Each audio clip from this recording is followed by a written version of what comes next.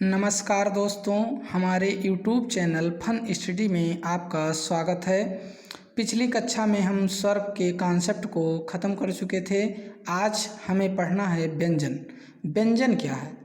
जिन ध्वनियों के उच्चारण में हवा मुख विवर से अबाध गति से निकलती है, वरन उसमें पूर्ण या अपूर्ण अवरोध होता है, व्यंजन कहलाती हैं। जैसे का। अब का और आ देखो मिल करके रुकावट पैदा कर रही है, तो ये बन गई का, जिसे हम व्यंजन कहेंगे। सामान्यतया व्यंजन 6 प्रकार के होते हैं। नंबर 1, स्पर्श व्यंजन। जिन व्यंजन के उच्चारण में जीभ का कोई भाग मुख के किसी न किसी भाग को स्पर्श करता है, स्पर्श व्यंजन कहलाते हैं। जैसे कचटत वर्ग, अर्थात का से लेकर के माँ तक के सभी वर्ण स्पर्श व्यंजन कहलाते हैं। इनकी संख्या 25 है।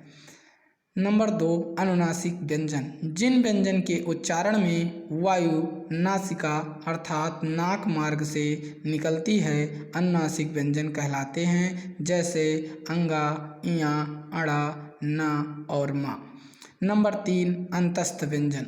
जिन व्यंजन के उच्चारण में मुख बहुत संकुचित अर्थात छोटा हो जाता है, फिर भी वायु स्वरों की भांति बीच से निकल जाती है, उस समय उत्पन्न होने वाली ध्वनि अंतस्थ व्यंजन कहलाती है। जैसे या, रा, ला, वा। अंतस्थ व्यंजन की संख्या 4 होती है। ऊष्म व्यंजन।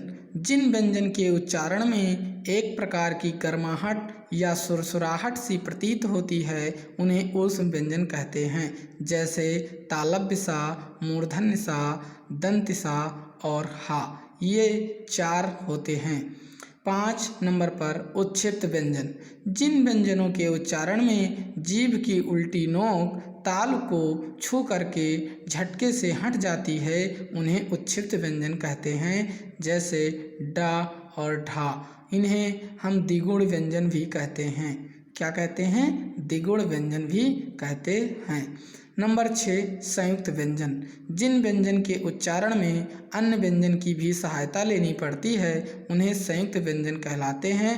जैसे आधा का और मूर्धन्य सा मिला करके छा बन गया, आधा ता और रा मिला करके त्रा बन गया, आधा जा और इया मिला करके ज्ञा बन गया, और तालव्य आधा सा और रा मिला करके श्रा बन गया। तो ये चारों क्वेश्चन में बहुत पुटअप किए जा रहे हैं क्वेश्चन। इसको बड़े ध्यान से देख लेना कि किन किन वर्णों की सहायता से ये हमारे संयुक्त व्यंजन मिलते हैं। अब अगली कक्षा में हम आप लोगों के लिए लाएंगे व्यंजन के उच्चारण स्थान, कैसे कैसे बांटा गया है व्यंजनों को उच्चारण की दृष्टि से। और हमारी अगर वीडियो अच्छी लगी हो तो इसे लाइक करिए, सब्सक्राइब करिए और अपने दोस्तों को शेयर करिए।